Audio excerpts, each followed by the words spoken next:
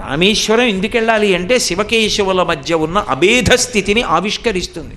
ఎందుకంటే దేవతలకు ఒకప్పుడు అనుమానం వచ్చిందట రామేశ్వరం వచ్చి, రామేశ్వరము అన్న మాట ఏ సమాసం అని. అందులో కొంతమంది అన్నారు రాముని చేత పూజింపబడిన శివుడు, రాముని యొక్క శివుడు అంటే రాముడు ఆయనకి లొంగి ఉంటాడు, ఆయనని పూజిస్తాడు కాబట్టి షష్ఠీ తత్పురుష సమాసం, రాముని యొక్క శివుడు కాబట్టి. అంటే వాళ్ళు అన్నారు కాదు, అసలు అది షష్ఠీ తత్పురుష సమాసం కాదు, రాముడు ప్రభువుగా కలిగిన శివుడు, రాముడే శివుడికి ప్రభువు కాబట్టి కలదీ కలవాడు కాబట్టి విశేషణ పూర్వపద కర్మధారయా సమాసం అన్నారు. అది కర్మధారయా సమాసమా షష్ఠీ తత్పురుష సమాసమా, ఇద్దరికీ అభిప్రాయ భేదాలు వచ్చాయి.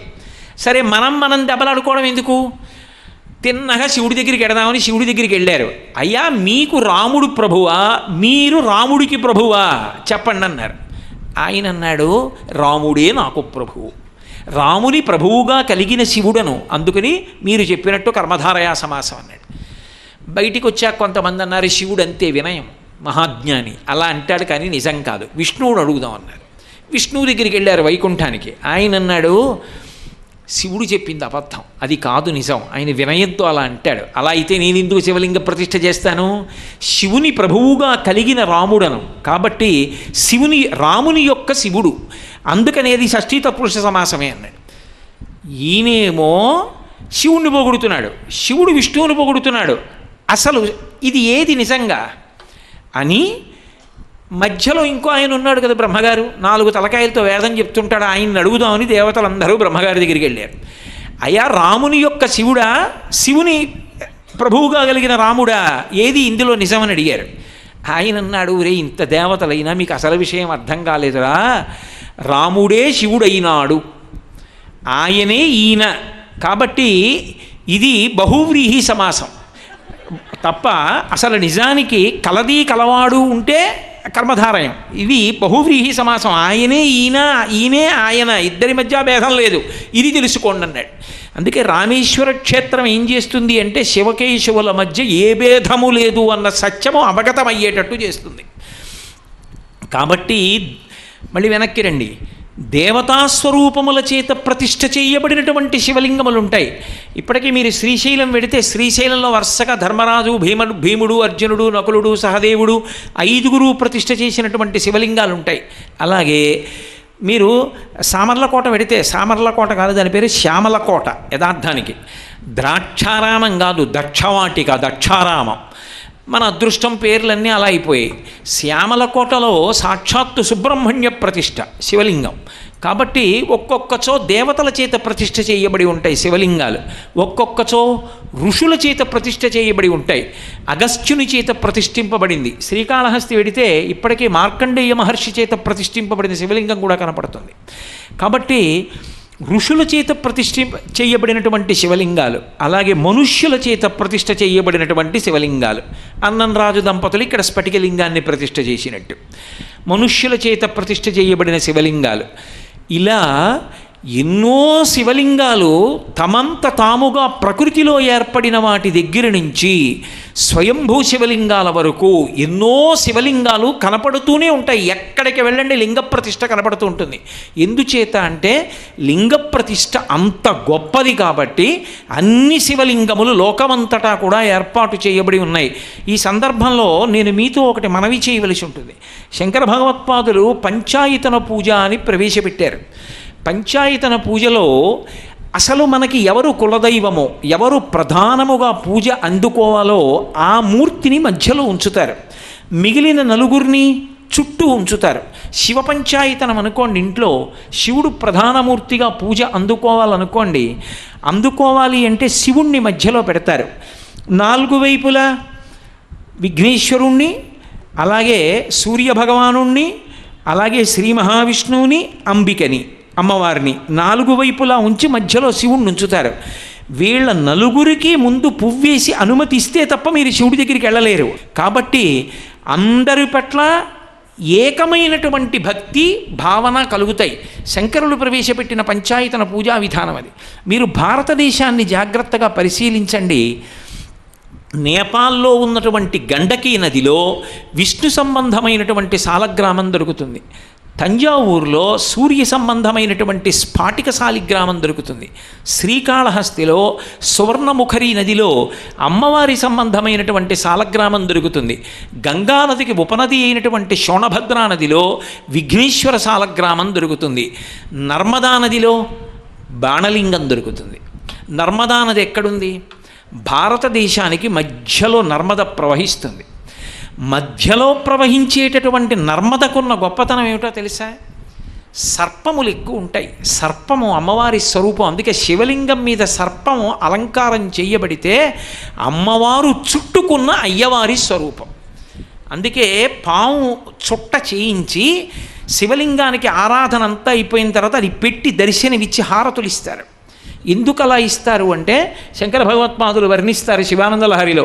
సంధ్యారంభ విజృంభితం శృతిశిరస్థానాంతరాధిష్ఠితం సప్రేమ భ్రమరాభిరామమసకృచ్ఛద్వాసనాశోభితం భోగీంద్రాభరణం సమస్త సుమన పూజ్యం గుణావిష్కృతం సేవే శ్రీగిరిమల్లికార్జున మహాలింగం శివాలింగితం అంటారు.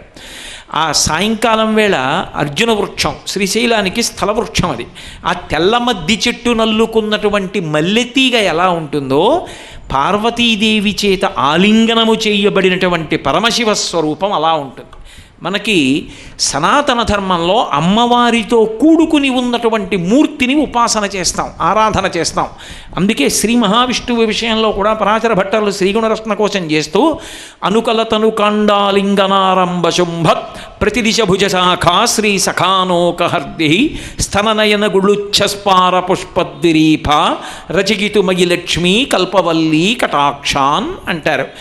పెద్ద పెద్ద పువ్వులతో ఉన్నటువంటి తీగ చాలా పెద్ద చెట్టుని అంతటినీ అల్లేసుకుంటే ఆ పెద్ద పెద్ద పువ్వులు ఆ చెట్టు యొక్క కాండమునకు నొక్కుకుంటే ఎలా ఉంటుందో అలా తన స్తనములు ఆ విష్ణువు యొక్క శరీరానికి నొక్కుకునేటట్టుగా కౌగిలించుకుని ఉన్నటువంటి లక్ష్మీనారాయణమూర్తి యొక్క పాదములకు నేను నమస్కరించుతున్నాను అంటారు.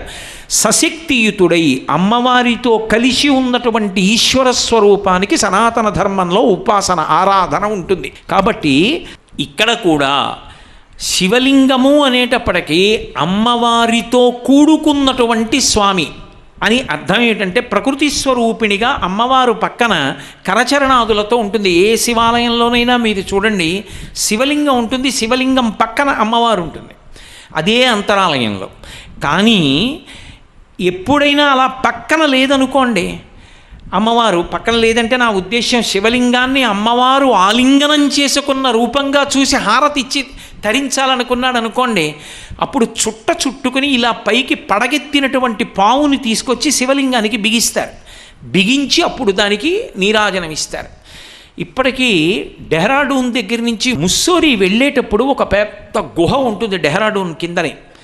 ఆ గుహలో ఒక అద్భుతమైనటువంటి శివలింగం ఉంటుంది, అది స్ఫటికలింగం. ఆ కొండ గుహ బయట నించున్నారో వేడిగా ఉంటుంది, గుహలోకి వెళ్ళారో ఏదో 18 డిగ్రీల్లో ఉన్న ఏసీలా ఉంటుంది, అంత చల్లగా ఉంటుంది.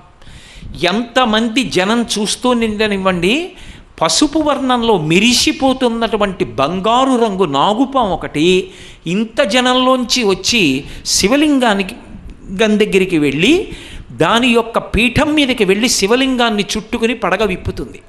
ఆ పడగ విప్పి ఉండగా ఎందరో దగ్గరికి వెళ్ళి నమస్కారం చేసి ఆరాధన చేస్తారు. బుస్ అని కూడా అందం, మళ్ళీ పడగ విప్పి వెళ్ళిపోతుంది. ఆ గుహలోనే ద్రోణాచార్యుల వారు తపస్సు చేశారు పుత్ర సంతానం కోసం. అక్కడ తపస్సు చేస్తే పరమశివుడు ప్రత్యక్షమై అశ్వత్థామను అనుగ్రహించాడు చిరంజీవిగా. ఇప్పటికీ ఎందరో వెళ్ళి ఆ గుహలో శివలింగ దర్శనం చేస్తూ ఉంటారు. కాబట్టి అమ్మవారి చేత ఆలింగనము చేయబడిన శివస్వరూపంగా దేన్ని చెప్తారు అంటే ఆ పాము పడగ పైన ఉన్నటువంటి శివలింగ స్వరూపం. ఈ శివలింగము ఎక్కడ ఉన్నదో అక్కడ 5 ముఖములతో ఉంటుంది. ఎందుచేత అంటే కరచరణాదులతో ఉన్న మూర్తి ఉన్నాడు అనుకోండి, ఇప్పుడు ఇలా వెళ్ళి నారాయణమూర్తిని చూసాం అనుకోండి, ఆయన ఎటువైపు చూస్తున్నారు అంటే స్పష్టంగా అర్థం అవుతుంది. ఎందుకంటే ఆయనకి ముఖం ఉన్నది కాబట్టి ఆ ముఖం ఎటువైపు చూస్తోందో తెలుస్తుంది. శివలింగం దగ్గరికి వెళ్ళి ఎటువైపు చూస్తున్నాడు అని అడిగారు అనుకోండి, ఎలా చెప్తారు? మీరు ఎక్కడ బొట్టు పెడితే అటే చూస్తాడు.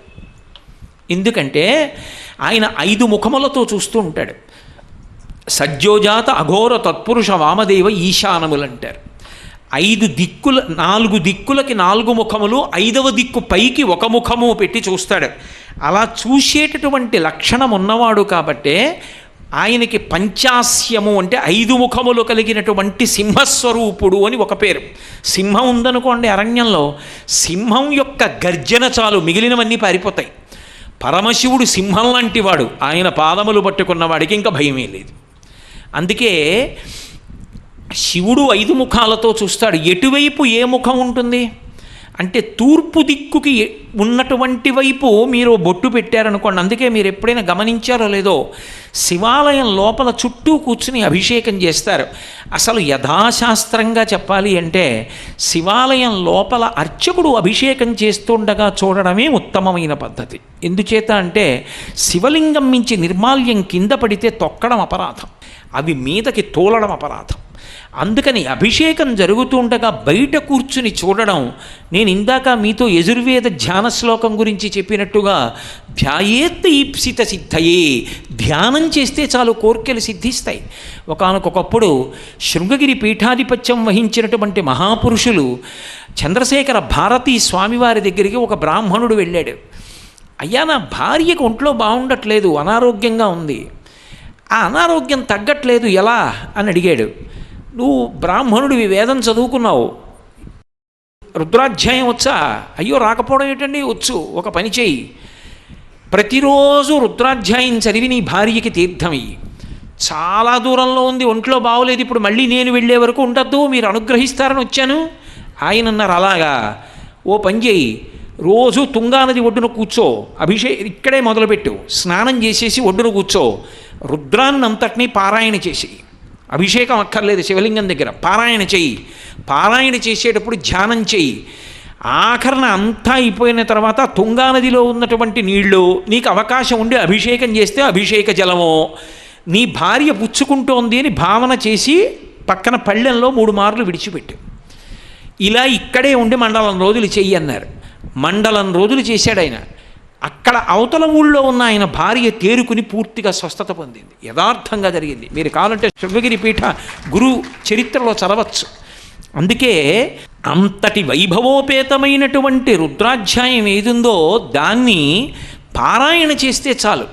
శివలింగం దగ్గర మీరు ఎటువైపు కూర్చుని అభిషేకం చేస్తున్నారన్న దాంతో సంబంధం ఉండదు. ఎటువైపు కూర్చునైనా చెయ్యొచ్చు. ఎందుకంటే తూర్పు దిక్కుకి తిరిగి ఎటుందో అటు బొట్టు పెడితే అది తత్పురుష ముఖము అంటారు. తూర్పు దిక్కుకు ఉన్నటువంటి ముఖము ఏదైతే ఉందో అది వాయువు మీద ఆధిపత్యంతో ఉంటుంది, వాయుస్వరూపంగా ఉంటుంది. ఉండి అది అజ్ఞాన దాహకత్వంతో ఉంటుంది. ఆ ముఖము యొక్క అనుగ్రహము చేత అజ్ఞానము పోయి జ్ఞానము కలుగుతుంది. అలాగే దక్షిణ దిక్కుకి చూస్తున్న వైపు బొట్టు పెట్టారనుకోండి, అఘోర ముఖము అంటారు. ఆ ముఖము అగ్నిహోత్రం మీద ఆధిపత్యంతో ఉంటుంది. అది లయకారకుడై ఉంటాడు. లోకములనన్నింటినీ చిట్ట చివర తనలోకి తీసుకుంటాడు.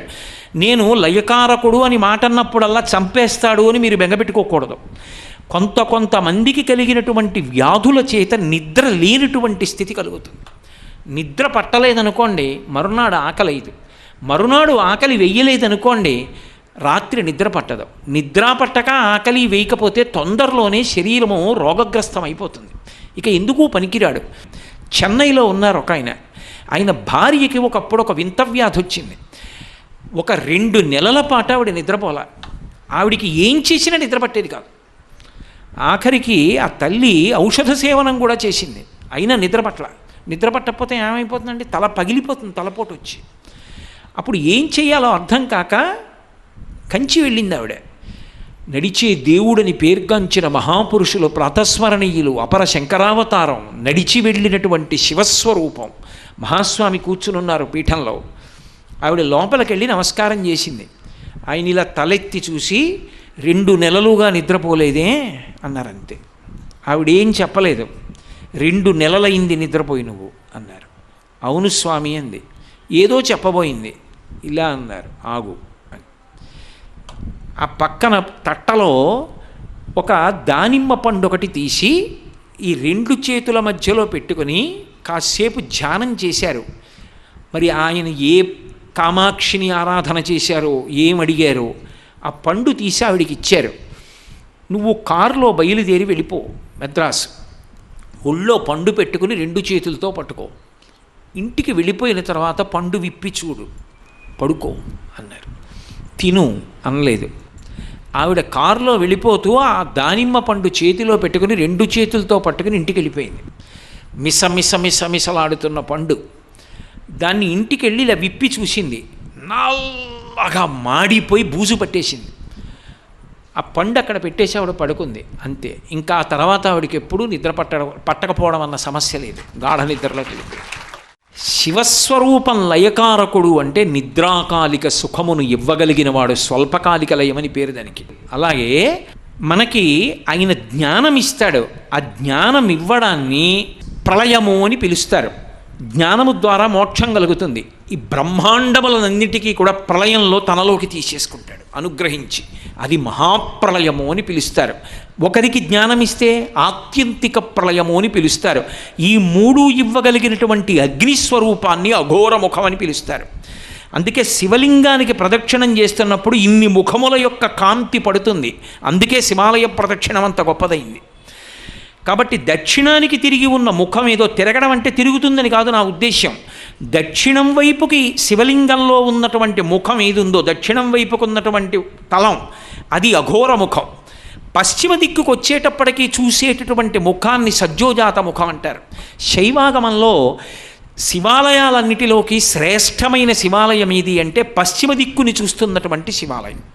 అంటే మీరు తూర్పు దిశగా దేవాలయంలోకి వెళ్ళగానే పశ్చిమాన్ని చూస్తూ శివలింగం గర్భాలయంలో కనపడిందనుకోండి, శైవాగమంలో కల్లా సర్వోత్కృష్టమైన శివలింగము పశ్చిమాభిముఖమైన శివలింగమే. దాన్ని సద్యోజాత ముఖం అంటారు. సద్యోజాతం ప్రపద్యామి సద్యోజాతాయ వై నమో నమః అని కదా. అటువంటి సద్యోజాత ముఖం పృథివికి ఆధిపత్యం. అది పృథివీ స్వరూపమై ఉంటుంది. ఉండి అది సృష్టికంతటికీ కారణమై ఉంటుంది. సృష్టికి కారణము కనుక యోగక్షేమములు అన్నీ ఆయన వలన కలుగుతాయి. ఉత్తర దిక్కుకి తిరిగినప్పుడు ఉత్తరాన్ని ఏ ముఖం చూస్తోందో దాన్ని వామదేవ ముఖము అని పిలుస్తారు. ఆ వామదేవ ముఖము నీటి మీద ఆధిపత్యంతో ఉంటుంది. ఉండేది స్థితికార శక్తి అయి ఉంటుంది. అంటే విష్ణుతత్వం ఆ ముఖంలోంచి ప్రకాశిస్తుంది. అందుకే లింగ పురాణంలో ఆ వామదేవ ముఖాన్ని వర్ణిస్తూ మంగళాయతనం దేవం యువానమతిమంగళం ధ్యాయేత్ కల్పతరోర్మూలే సుఖాసీనం సహోమయా అంటారు. అదే వామదేవ ముఖం వామదేవమూర్తిగా కూర్చునుంటే ఎలా ఉంటాడంటే, కల్పవృక్షం కింద కూర్చుని ఎడమ తొడ మీద అమ్మవారిని కూర్చోపెట్టుకుని పరమ ప్రశాంతంగా ఉండి చిరునవ్వులతో మన వంక చూస్తూ ఉంటాడు. ఇప్పటికీ నేపాల్ కాఠ్మండు పశుపతినాథ్ దేవాలయానికి వెడితే లోపలికి వెళ్ళగానే వెనక్కి తిరిగి చూస్తే రాజద్వారం మీద గోడ మీద చెక్కబడి ఉంటుంది వామదేవమూర్తి. అది నీటి మీద అధిపతి. అది స్థితికార శక్తి. అంటే లోకాన్నంతటినీ కాపాడుతాడు. అందుకే లింగ పురాణంలో ఒక మాట అంటారు, సంజీవనం సమస్తస్య జగత సలిలాత్మిక భవ ఇత్యుచ్యతే మూర్తిర్భవస్య పరమాత్మనః అంటారు. ఆయన ఈ లోకాలనన్నిటినీ కూడా నీటి రూపంలో ఉండి కాపాడుతుంటాడు. నీరు లేదనుకోండి ఇక ప్రాణములు నిలబడవు. అన్నం లేకపోతే కొంతసేపు ప్రాణాలు ఉంటాయి, నీరు లేకపోతే ప్రాణం నిలబడదు. అందుకే ప్రాణములు ఉద్గమించాయి అనుకోండి, శరీరములో తమ తమ స్థానముల నుండి లేచిపోయాయి అనుకోండి ప్రాణాలు, వాటిని వెనక్కి తెచ్చే శక్తి పంచభూతాలలో 4 భూతాలకి లేదు. కానీ నీళ్లు చల్లారనుకోండి స్పృహ వస్తుంది, వెంటనే కాసిన మంచినీళ్లు తాగిస్తారు. నీళ్లు ప్రాణములను నిలబెడతాయి. వేదం చెప్తుంది ఈ మాట.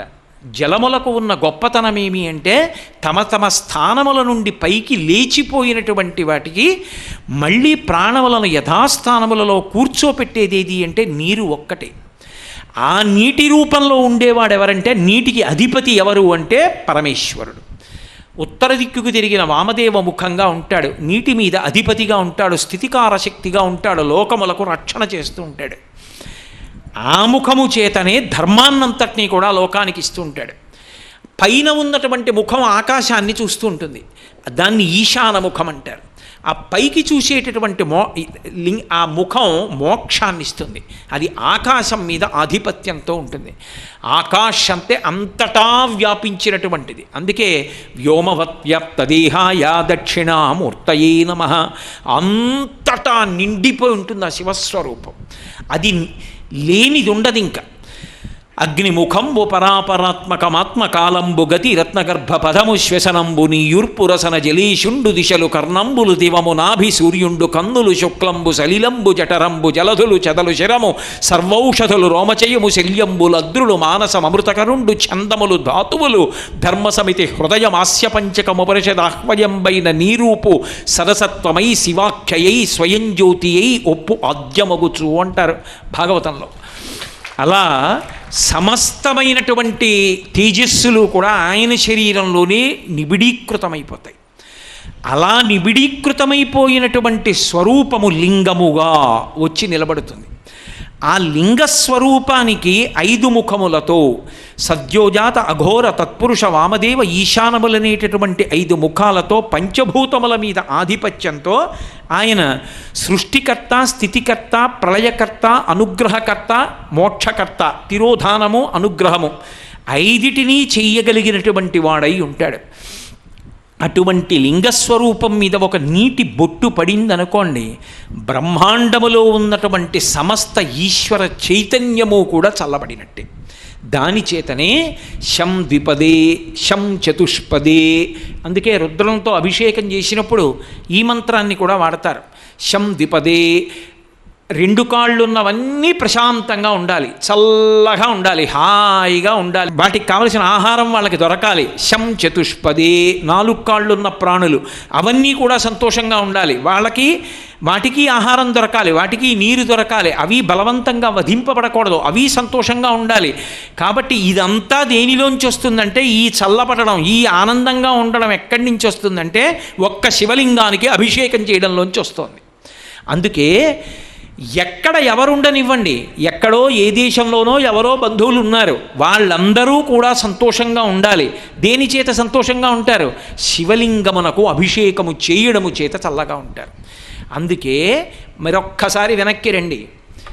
ఇప్పుడు తంజావూరులో సూర్యలింగం, తంజావూరులో సూర్య సంబంధమైనటువంటి సాలగ్రామం, శ్రీకాళహస్తిలో అమ్మవారి సాలగ్రామం, శోణభద్రా నదిలోనేమో విఘ్నేశ్వర సంబంధమైన సాలగ్రామం, నేపాల్లో గండకీ నదిలోనేమో విష్ణు సాలగ్రామం దొరికి 4 వైపులా 4 ఉండి దేశం మధ్యలో నర్మదా నదిలో దొరికేటటువంటి బాణలింగములన్నీ నర్మదా నదిలో ఉన్నాయంటే సహజముగా ఈ దేశంలో ఏముంది? శివ పంచాయతనం ఉంది.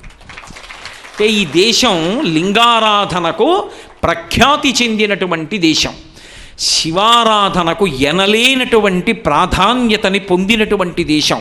అందుకే ఈ దేశము పూజామందిరమైంది ప్రపంచానికంతటికి. నా ఇంట్లో ఎన్నో గదులు ఉండొచ్చు, ఎన్నో గదులున్నా నా ఇల్లు ప్రశాంతంగా ఉండడానికి కావలసినటువంటి అనుగ్రహం అంతా ఎక్కడి నుంచి ప్రసరిస్తుంది? పూజామందిరంలోంచి ప్రసరిస్తుంది. పూజామందిరంలో సింహాసనం ఉంది, మిగిలినవన్నీ కుర్చీలు ఉన్నాయి, మంచాలు ఉన్నాయి, ఏవో తల్పాలు ఉన్నాయి. కానీ సింహాసనం మాత్రం ఒక్క పూజామందిరంలోనే ఉంది. సింహాసనంలో ఎవరున్నారు? నా ఇంటి కులదైవం ఉన్నాడు, పరమేశ్వరుడు ఉన్నాడు, ఆయన పరిపాలన చేస్తూ ఉంటాడు. అందుకే మనం ఒక ఇంట్లోకి వెళ్ళామనుకోండి, ముందు ఎవరికి నమస్కారం చేయాలంటే ఆ పూజామందిరానికి నమస్కారం చేయాలి. ఎందుకని? ఆ ఇంటి లోపలికి వెళ్ళి ఆ ఇంట ఆతిథ్యం అందుకుని ఆ ఇంట పడుకుని ఆ ఇంటికి ఎందుకు వెళ్ళావో ఆ కార్యాన్ని నిర్వర్తించగలిగినటువంటి అనుగ్రహం ఆ ఇంటి సింహాసనంలో ఉన్న స్వామి నుండి నీకు కలగాలి. అందుకే ఒక్కొక్కరు వచ్చినప్పుడు ఒక్కొక్కటి ప్రధానం. ఇంటికి పరమభాగవతోత్తములు వచ్చారనుకోండి, వెంటనే ఏం చేస్తారంటే లోపలికి తీసుకెళ్లరు, తిన్నగా పూజామందిరం దగ్గరికి తీసుకెళ్ళి తలుపులు తీసి అయ్యా మా కులదైవం అండి అంటారు. ఈయన బయట నుంచి ఓ నమస్కారం చేస్తారు. ఎందుకంటేట పరమభాగవతోత్తముడైనటువంటి వాడు భగవన్ స్మరణ తప్ప ఇంకొకటి ఎప్పుడూ మనస్సులో కోరుకోనటువంటి వాడు ఇంటిలోకి గడప దాటి వస్తూ ఉంటే సింహాసనంలో ఉన్న మూర్తి తలెత్తి చూస్తాట. అబ్బా, ఇన్నాళ్ళకి కదురా నన్ను నమ్ముకున్న వాడిని తీసుకొచ్చావు ఇంటికి, వాడు లోపలికి వస్తున్నాడు రా, వాడిని చూసి నేను మురిసిపోతాను రా అని తలెత్తుతాడు. అందుకే 100 అశ్వమేధయాగములు చేసినటువంటి ఫలితం ఎందుకు వస్తుందంటే, అంతటి భాగవతోత్తముడు వచ్చి ఒకడు ఇంట్లో ఉండి ఆతిథ్యం స్వీకరించి వెళ్ళిపోతే. ఊరకరారు మహాత్ములు వా రథముల ఇండ్ల కడకు వచ్చుటలెల్లన్ కారణము మంగళములకు, మీరొచ్చుట శుభము మాకు నిజము మహాత్మ అంటాడు. అందుకే గర్గుడు. కాబట్టి శివలింగం నర్మదా నదిలో బాణలింగంగా మధ్యలో దొరుకుతుంది అన్న మాటకు అర్థం ఏమిటంటే, ఈ భారతదేశమంతా కూడా శివ పంచాయతనముతో కూడుకున్నటువంటి క్షేత్రం, శివారాధన ప్రధానమైనటువంటి క్షేత్రం. అటువంటి పూజ గది భారతదేశం ఒక్కటి జాగ్రత్తగా ఉందనుకోండి, ఇక్కడ వేదం నిలబడిందనుకోండి, ఇక్కడ యజ్ఞయాగాది క్రతువులు నిరాఘాటంగా జరుగుతున్నాయనుకోండి, ఇక్కడ భక్తి నిలబడిందనుకోండి, ఇక్కడ శివకేశవుల మధ్య భేదం లేనటువంటి హృదయంతో మనం ఆరాధన చేయడంలో నిలబడగలిగామనుకోండి, ఇక్కడ ధర్మపక్షపాతం ఉందనుకోండి, యావత్ ప్రపంచము ప్రశాంతంగా ఉంటుంది. తప్ప ఇక్కడొక్క చోట పాడైందనుకోండి, ప్రపంచమంతా పాడవుతుంది. ఎందుకంటే ఇది పూజ గది. పూజ గది బాగుండాలి. ఇంట్లో ముందు ఒక గృహప్రవేశం చేశామంటే ముందు సింహాసనం పట్టుకొని స్వామి లోపలికి ఎడతారు. కాబట్టి అంత గొప్ప స్థితిని ఇవ్వగలిగినటువంటి వాడు పరమశివుడంటే. అందుకే ఈ దేశంలో అన్నానికి నీళ్లకి ఎప్పుడూ లోటు రాకూడదని శంకర భగవత్పాదులు అమోఘమైనటువంటి సేవ చేశారు. మహాత్ముల జీవితాలు అలా ఉంటాయి. అందుకే వాళ్ళ పేరు నిరంతరము స్మరించవలసింది. వాళ్ళనే పేరెత్తుతాడు, వాళ్ళ గురించే చెప్తాడు అని బాధపడకూడదు. ఎందుచేత అంటే వాళ్ళు దేశానికి చేసినటువంటి సేవ అటువంటిది. శంకరాచార్యుల వారు యోగ మార్గంలో వెళ్ళారు కైలాసానికి. ఆయనకి ఏం కావాలి? నకర్మణాన ప్రజయాధనేన త్యాగేనైకే అమృతత్వమానసు. కాషాయం కట్టుకున్నటువంటి మహానుభావుడికి ఏం కావాలి? ఈ దేశం ఒక్క దాంట్లోనే ఆ గౌరవం. కాషాయం